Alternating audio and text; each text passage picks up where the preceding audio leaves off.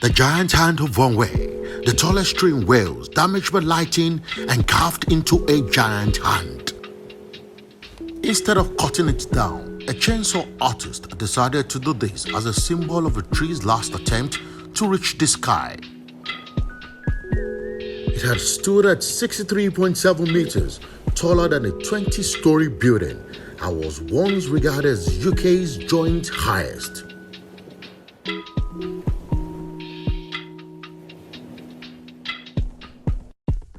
A 15.2 meter stump was the only part left standing after the 124-year-old tree was axed.